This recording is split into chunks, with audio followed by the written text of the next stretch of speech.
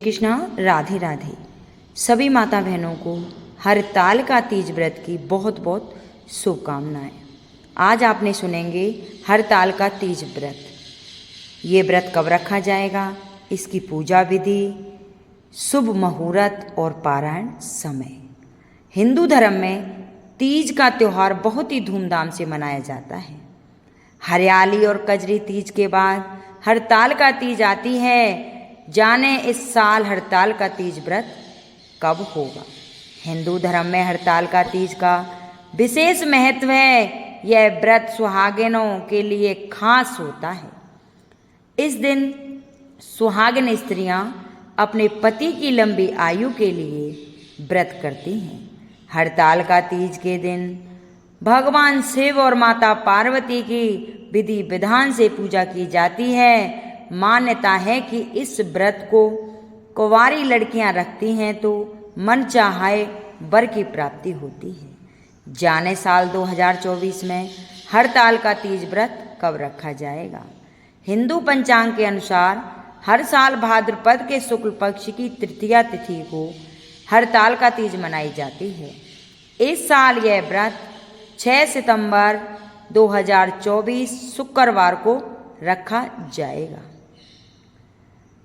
तृतीया तिथि 5 सितंबर को दोपहर 12:21 पर शुरू होगी, जो कि 6 सितंबर को दोपहर 3:01 पर समापन होगी। उदिता तिथि के कारण यह व्रत 6 सितंबर को ही रखा जाएगा।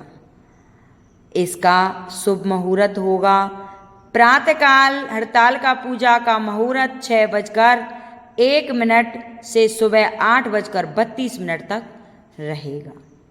हरतालिका तीज मान्यता है कि इस व्रत के प्रभाव से सुहागिनों को अखंड सौभाग्य की प्राप्ति होती है। यह व्रत कठोर व्रतों में से एक माना जाता है। यह व्रत निर्जला रखा जाता है। कहा जाता है कि इस व्रत को माता पार्वती ने भगवान शिव को पति रूप में पाने के लिए किया था। तब से ही सुहागिन स्त्रियां इस हरतालिका तीज व्रत को रखती हैं। अब जानेंगे पूजा विधि। हरतालिका तीज में श्री गणेश भगवान शिव और माता पार्वती की पूजा की जाती है। सबसे पहले मिट्टी से तीनों की प्रतिमा बनाई जाती हैं और भगवान गणेश को तिलक करके दुर्वा अर्पित करें। इसके बाद भगवान शिव को फूल, बेलपत्र, शमी पत्र अर्पित करें और माता पार्वती को श्रृंगार चढ़ाएं। तीनों देवताओं को वस्त्र अर्पित के बाद हरतालिका तीज व्रत की कथा सुने या पढ़ें। इसके बाद श्री गणेश की आरती करें और भगवान शिव और माता पार्वती की आरती उतारने के बाद भोग लगाएं। अब सुनेंगे हरतालिका तीज व्रत कथा। बोलो तीज माता की जय, बोलो माँ पार्वती की जय। कथा प्रारंभ करने से पहले सभी माता बहनों से अनुरोध है कि कमेंट बॉक्स में हर हर महादेव और जय गौरी मैया की जरूर लिखें। श्री परम पावन भूमि कैलाश पर विशाल वट वृक्ष के नीचे भगवान शिव और पार्वती सभी गणों सहित बागंबर पर विराजमान थे। बलवान, वीरभद्र, श्रृंगी, भृंगी, नंदी आदि अपने अपने पैरों पर सदा शिव के दरबार की शोभा बढ़ा रहे थे।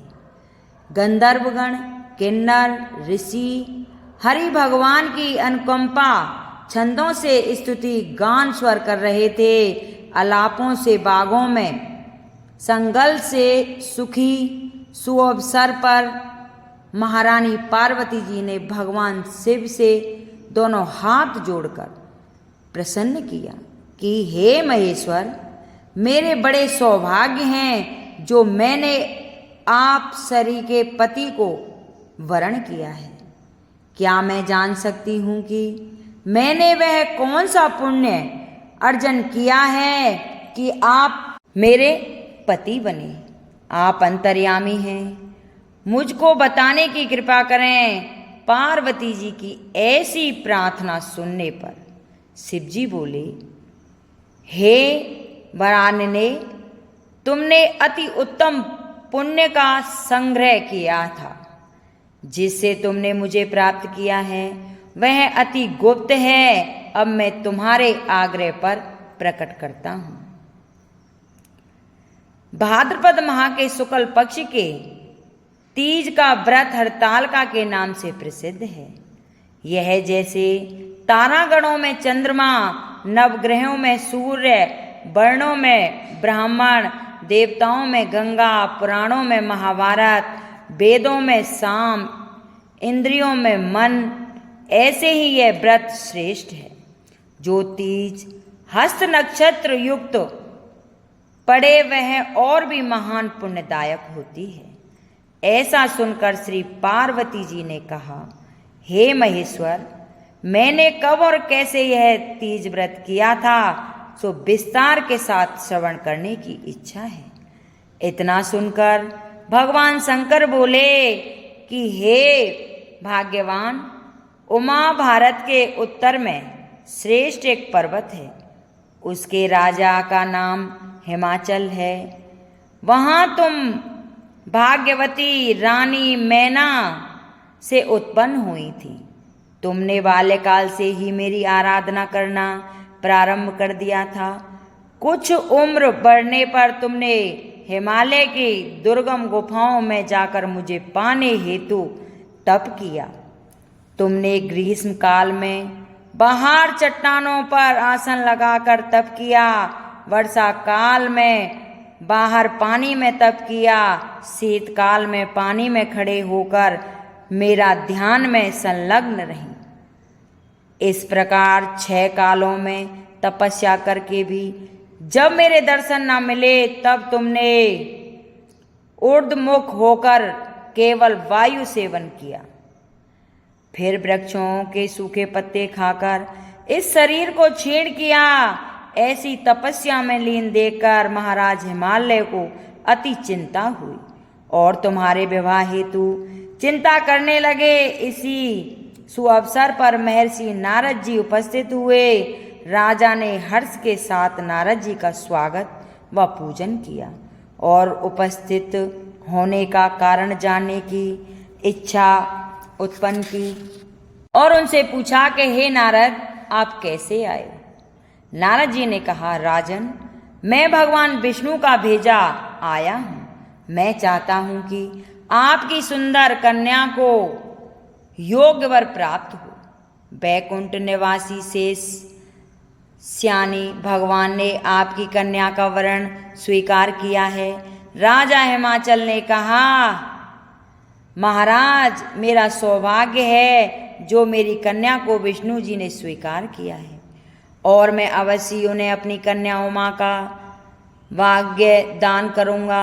यह सुनिश्चित हो जाने पर नारद जी वैकुंठ पहुँच कर श्री विष्णु भगवान से पार्वती जी के विवाह का निश्चय होना सुनाया। इधर महाराज हिमालय ने वन में पहुंचकर पार्वती जी से भगवान विष्णु से विवाह होने का निश्चय समाचार दिया। ऐसा सुनते ही पार्वती जी को महान दुख हुआ।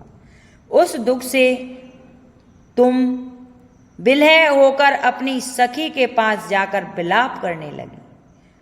तो तुम्हारा विलाप देख सखी ने तुम्हारी इच्छा जानकर कहा, देवी, मैं तुम्हें ऐसी गुफा में तपस्या को ले चलूंगी जहां तुम्हें महाराजा हिमालय भी ना ढूंढ सकेंगे। ऐसा कह उमा सहेली सहित हिमालय की गहन गुफा में विलीन हो गई। तब महाराज हिमाचल घबराकर पार्वती जी को ढूंढते हुए विलाप करने लगे कि मैंने विष्णु को वचन दिया है, वह कैसे पूर्ण हो सकेगा। ऐसा कहकर मूर्छित हो गए। तत्पश्चात सभी पुरवासियों को साथ लेकर ढूंढने को महाराज ने पदार्पण कर ऐसी चिंता करके कहा कि क्या मेरी कन्या को व्याघ्र खा गया, सर्प ने डस लिया या कोई राक्षस हर ले गया। उस समय तुम अपनी सहेली के साथ ही गहन गुफा में पहुंच बिना जल अन्न के मेरे व्रत को प्रारंभ करने लगी थीं। उसी दिन भाद्रपद की तृतीया तिथि थी। पस्त हस्त नक्षत्र युक्त थी। मेरी पूजा के फलस्वरूप मेरा सिंहासन हिल उठा, तो मैंने जाकर तुम्हें दर्शन दिए और तुमसे कहा, देवी, मैं तुम्हारा व्रत और पूजन से अति प्रसन्न हूँ, तुम्हें अपनी कामना का मुझसे वर्णन करो। इतना सुन तुमने लज्जित भाव से प्रार्थना की कि आप अंतर्यामी हैं, मेरे मन के भाव आपसे छुपे नहीं हैं, मैं आपको पति रूप में पाना चाहती हूँ। इतना सुनकर मैं तुम्हें एमस्तु इच्छित पूर्ण वरदान दे अंतर्ध्यान हो गया। इसके बाद तुम्हारे पिता हिमाचल मंत्रियों सहित ढूंढते ढूंढते नदी तट पर मारे शोक से मूर्छित होकर गिर पड़े। उसी समय तुम सहेलियों के साथ मेरी बालू की मूर्ति विसर्जन करने हेतु नदी तट पर आ पहुंची थीं, तो तुम्हारे नगर निवासी मंत्रीगण हिमाचल सहित तुम्हारे दर्शन कर अति प्रसन्नता को प्राप्त हुए और तुमसे लिपट लिपट कर रोने लगे और बोले, उमा, तुम इस भयंकर वन में कैसे चली आई जो अति भयानक है, जहाँ सिंह, व्याघ्र, जहरीले भयानक सर्पों का निवास है, जहाँ मनुष्य के प्राण संकट में हो सकते हैं। अतः हे पुत्री, इस भयंकर वन को त्याग कर अपने गृह स्थान को प्रस्थान करो। पिता के ऐसे कहने पर तुमने कहा, पिताजी, मेरा विवाह तुमने भगवान विष्णु के साथ स्वीकार किया है, इससे मैं इसी वन में रहकर अपने प्राण विसर्जन करूंगी। ऐसा सुन महाराज हिमाचल अति दुखी हुए और बोले, प्यारी पुत्री, तुम शोक मत करो, मैं तुम्हारा विवाह कदापि भगवान विष्णु के साथ नहीं करूंगा और तुम्हारा अविष्ट वर जो तुम्हें पसंद है उसी सदा शिव के साथ करूंगा। तब तुम मेरे पर अति प्रसन्न हो सहेली के साथ नगर में उपस्थित होकर अपनी माता अन्य सहेलियों से मिलती हुई कुछ समय बाद शुभ मुहूर्त में तुम्हारा विवाह वेद विधि के साथ महाराज हिमाचल व महारानी मैना ने मेरे साथ कर पुण्य का अर्जन किया। हे सौभाग्यशालिनी, जिस सहेली ने तुमको हरण कर हिमालय की गुफा में रखा, मेरी प्राप्ति का व्रत किया, इसी से इस व्रत का नाम हड़ताल का पड़ा और यह व्रत सब व्रतों में उत्तम हुआ। इस प्रकार सुनकर माता पार्वती ने कहा, प्रभु, आपने मेरे मिलने की सुखद कथा सुनाकर मुझे प्रसन्न तो किया, पर इस व्रत के करने का विधान व इसका फल नहीं सुनाया। कृपा करके मुझे इसके करने की विधि व पृथक पृथक फलों को भी सुनाइए। इतना सुन के भगवान सदाशिव ने कहा, हे प्रिय, मैं इस व्रत राज का फल सुना रहा हूँ। यह व्रत सौभाग्यशाली नारी व पति चाहने वाली कन्याओं को करना चाहिए। यह व्रत भाद्रपद के शुक्ल पक्ष की तृतीया की शाम को आरंभ कर तीज का व्रत धारण करे। यह व्रत निराहार, बिना फल आहार और निर्जल होकर रखना चाहिए। भगवान शिव पार्वती की प्रतिमा स्वर्ण की स्थापित करके केले, पुष्प आदि के खंभे स्थापित करे। रेशमी वस्त्र के चंदोबा बनाकर बंधन बार लगाकर भगवान शिव का बालू का लिंग स्थापित करके पूजन, वैदिक मंत्र, स्तुति, गान, पाठ, शंख, मृदंग, झांझ आदि से रात्रि जागरण करना चाहिए और भगवान शिव के पूजन के बाद फल फूल, पकवान, लड्डू, मेवा, मिष्टान, तरह तरह के भोग की सामग्री अर्पण करें। फिर ब्राह्मणों को द्रव्य, अन्न, वस्त्र, पात्र आदि का दान श्रद्धा युक्त देना चाहिए। भगवान शिव को प्रति वस्तु को सिद्ध पंचाक्षरी मंत्रों से ओम नमः शिवाय कहकर समर्पित करना चाहिए। प्रार्थना के समय अपनी इच्छा भगवान के सामने प्रेषित करनी चाहिए। फिर पार्वती जी से यह लिखी प्रार्थना करवाई, जय जग माता मेरी भाग्य विधाता। तुम हो पार्वती शिव प्यारी, तुम दाता नंद पुरारी। सती संतों में रेख तुम्हारी, जय हो आनंद दाता, जय हो आनंद दाता। इच्छित वर में तुमको पाऊं, भूल चूक को दुख ना उठाऊं। भाव भक्ति से तुम्हें पाऊं, कर दो पूर्ण बाता। जय जय जय जग जगदम्बी माता। प्रार्थना के बाद पुष्पों को दोनों हाथों में लेकर पुष्पांजलि अर्पण करें। फिर चतुर्दशी को शिवलिंग किसी नदी या तालाब में विसर्जन करें। फिर 3 ब्राह्मणों को भोजन करा के दक्षिणा देवें। इस प्रकार यह व्रत पूर्ण करने से नारी सौभाग्यवती होती है, धन व पुत्र पौत्रों से सुखी होकर जीवन व्यतीत करती है।